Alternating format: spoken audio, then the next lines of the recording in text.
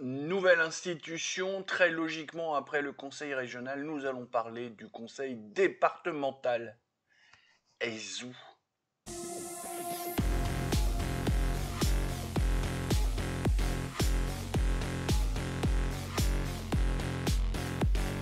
Salut mes bilouchis. Café. Ouais, je l'ai levé trop tôt pour une fois. Donc, il est presque midi, j'ai bossé, j'en suis à la 3e prise parce que je fais que des conneries.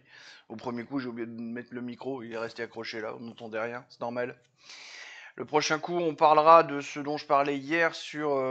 et si on parlait de l'Europe en regardant juste un diagramme. Toujours pas d'idée sur le diagramme que... j'ai vu aucun commentaire, donc c'est que vous n'avez pas d'idée. Ouais, vous avez pas envie aussi peut-être. Épisode d'après, on va parler de l'envoi en Ukraine. Alors, je fais comme ça après envoi parce que effectivement là on est en train de parler de l'envoi d'hommes, c'est le dernier truc en date. Puis tout le monde donne son avis dessus, alors je me dis, je vais donner le mien aussi, hein, ça servira à pas grand chose, mais c'est pas grave. Mais c'est surtout qu'on envoie aussi des armes et des thunes et compagnie. Et là ce matin, je regardais une vidéo d'Olive Olive qui relate l'entretien qu'il y a eu entre un gars, j'ai pas bien compris qui, et Bourdin.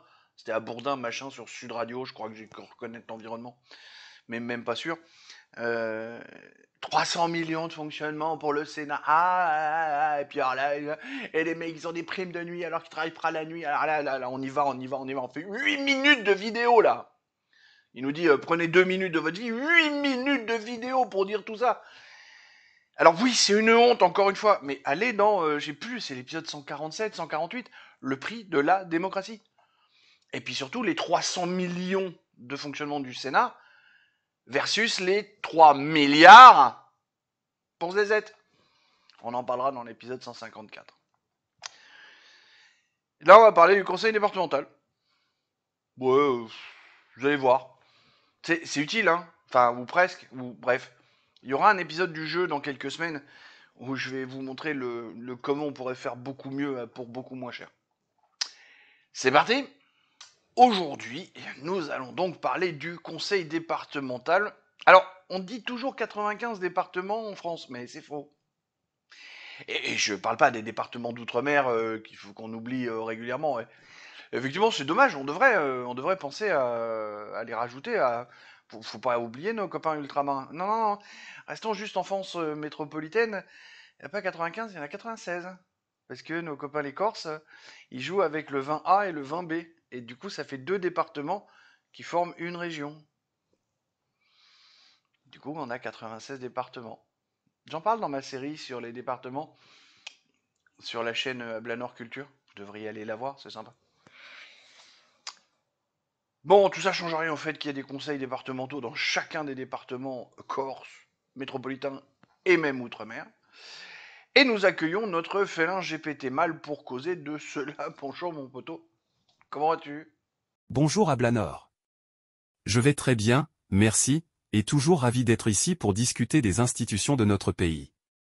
Tu as tout à fait raison sur les départements corses, administrativement, ils sont bien 96 en métropole, même si la Corse joue un peu avec l'alphabet pour ses subtilités.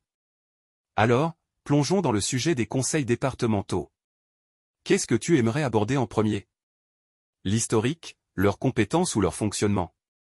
Commençons par l'historique. Gardons le même schéma que pour le conseil régional, vu que les deux institutions sont assez proches. Parfait, allons-y pour un bref historique des conseils départementaux, une institution clé dans l'organisation territoriale française. Historique des conseils départementaux. 1. Création des départements, 1789. Les départements ont été créés pendant la Révolution française pour simplifier l'administration du territoire et réduire l'influence des provinces d'Ancien Régime. En 1790, chaque département se voit doté d'une administration, sous la responsabilité d'un conseil de département, qui deviendra progressivement une institution démocratique. 2. Le Conseil général, 1833.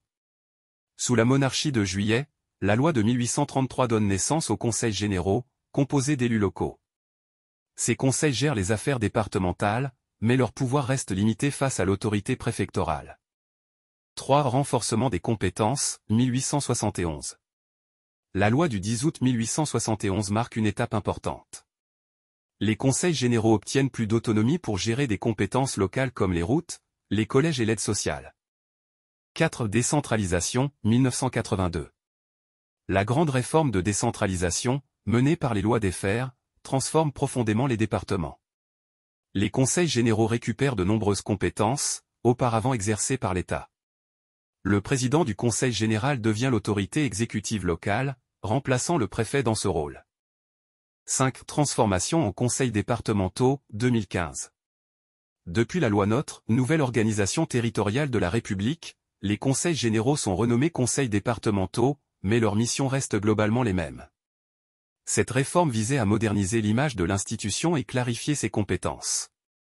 En résumé, les conseils départementaux sont issus d'une longue évolution, passant d'un outil centralisé à une véritable institution locale au service de la population. Merci. Et maintenant, je voudrais que tu nous expliques les prérogatives de cette institution, son champ d'action, toutes ces choses-là. Avec plaisir, Ablanor. Voici une vue d'ensemble des prérogatives des conseils départementaux. 1. Action sociale et solidarité. Aide sociale à l'enfance, ASE, protection des mineurs en danger, gestion des foyers et adoption. Insertion sociale et professionnelle, mise en œuvre du revenu de solidarité active, RSA, et dispositifs d'accompagnement. Personnes âgées et handicapées, allocation personnalisée d'autonomie, APA, et prestations de compensation du handicap, PCH, gestion des maisons de retraite et services d'aide à domicile. 2. Éducation. Gestion des collèges, construction, entretien et fonctionnement. Organisation des transports scolaires. 3. Aménagement et infrastructures. Entretien des routes départementales et développement des infrastructures. Gestion des réseaux numériques pour garantir un accès au haut débit dans les zones rurales. 4. Culture et patrimoine. Soutien aux bibliothèques départementales, musées et sites culturels locaux. Valorisation du patrimoine naturel et architectural. 5. Tourisme et environnement. Protection des espaces naturels sensibles. Gestion des politiques touristiques locales et des équipements tels que sentiers et parcs. 6. Sécurité et secours. Financement des services départementaux d'incendie et de secours, SDIS, qui gèrent les pompiers. En résumé, les conseils départementaux sont au cœur de la gestion de la proximité, axée sur le quotidien des habitants, notamment les plus fragiles. C'est une institution essentielle pour garantir l'équilibre entre les territoires urbains et ruraux. Voyons maintenant le fonctionnement de l'institution. On commence par tu vois, les élections, les délais, les durées de mandat, le nombre de conseillers, enfin, toutes ces choses-là. Bien sûr, Ablanor, voici une présentation synthétique sur l'élection et le fonctionnement des conseils départementaux. 1. Mode d'élection. Les conseillers départementaux sont élus au suffrage universel direct. Le scrutin est binominal mixte majoritaire à 2 tours, un homme et une femme se présentent ensemble pour garantir la parité. Chaque département est divisé en cantons, et chaque canton élit un binôme. 2. Durée du mandat. Les conseillers départementaux sont élus pour un mandat de 6 ans. Les élections se tiennent tous les 6 ans, souvent en même temps que les élections régionales. 3. Nombre de conseillers départementaux. Le nombre de conseillers varie selon la taille et la population du département. Chaque canton élit 2 conseillers, donc le total est toujours un multiple de 2. Actuellement, il y a environ 4000 conseillers départementaux en France. 4. Organisation interne. Président du conseil départemental, élu par les conseillers lors de la première session suivant les élections. Il dirige l'exécutif. Commission permanente, elle se charge d'étudier les dossiers avant leur passage en session plénière. Les séances sont publiques, sauf décision contraire. 5. Rôle des sessions, le Conseil se réunit en moyenne 4 fois par an pour voter les décisions importantes comme le budget, les grands projets ou les plans d'action. En résumé, le fonctionnement des conseils départementaux repose sur une élection démocratique de proximité, structurée pour représenter chaque canton équitablement tout en respectant la parité. On passe au budget ? Et si tu nous parlais des éléments de rémunération d'un conseiller départemental pendant 6 ans, tu restes à vue, hein, c'est le même mandat que le régional. Pendant 6 ans, il touche quoi? Et puis après son mandat, s'il n'est pas réélu, il touche combien? Enfin, la même chose que la semaine dernière. Les conseillers départementaux perçoivent une indemnité mensuelle basée sur l'indice brut 1027, soit environ 1555,76 € brut en 2024 pour un conseiller sans fonction particulière. Les vice-présidents et membres de la commission permanente touchent davantage en raison de majorations, respectivement de 40% et 10%. Par exemple, un vice-président peut percevoir jusqu'à 2179 € brut par mois selon la population du département. À la fin de leur mandat, si un conseiller départemental n'est pas réélu, il peut bénéficier d'une allocation différentielle de fin de mandat pendant 1 an maximum, à condition de ne pas retrouver un revenu équivalent. Cette allocation correspond à la différence entre ses revenus post-mandat et l'indemnité qu'il percevait, dans la limite de 80% de son ancienne indemnité. Ces mesures visent à soutenir les élus sortants dans leur transition vers une autre activité professionnelle. Toutefois, elles restent strictement encadrées et soumises à des conditions. Tu penses qu'on a fait le tour de la question? Un dernier mot pour conclure, mon cher félin GPT mal? Merci à Blanor, et merci à vous, chers spectateurs, d'avoir pris le temps de découvrir avec nous le fonctionnement et les enjeux des conseils départementaux. Ces institutions, bien qu'ancrées dans notre quotidien, restent souvent méconnues malgré leur impact direct sur nos vies. Pour conclure, je dirais qu'il est fascinant de voir comment, à travers ces institutions locales, la démocratie s'exprime au plus proche des citoyens. Alors, que vous soyez passionné de politique locale ou simplement curieux, n'oubliez pas, votre voix compte, que ce soit dans les urnes ou dans le dialogue avec vos élus. Et surtout, n'oubliez pas d'aimer, de partager, et de vous abonner à cette chaîne pour plus de contenu passionnant. On se retrouve très vite pour explorer une autre facette de nos institutions. Prenez soin de vous, et à bientôt. Merci à toi, mon cher félin GPT. Bonne semaine. Alors, n'oubliez pas que j'ai pris le parti de laisser libre cours au félin dans ses propos. Hein, c'est vraiment à quelques pétouilles près sémantiques ce que je colle dans le prompt et je prends ses réponses à peine retouchées. Vraiment, 2-3 trucs pour que le text to speech fasse bien.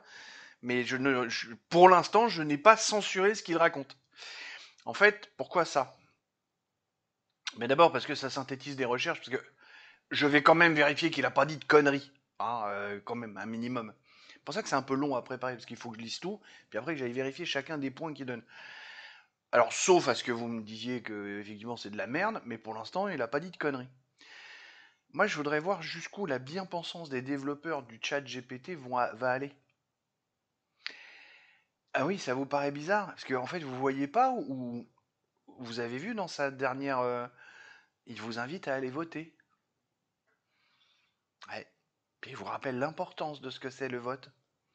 Ça, c'est pour tous ceux qui vont pas voter, parce qu'on a un nombre d'abstentionnistes qui est alarmant, entre guillemets. Alors, alarmant pour le système, hein, parce que si vous suivez la chaîne depuis assez longtemps, vous savez que les abstentionnistes, j'en ai fait partie. J'ai fait de l'abstentionnisme militant, où j'adore cet oxymore, et je respecte les abstentionnistes aujourd'hui.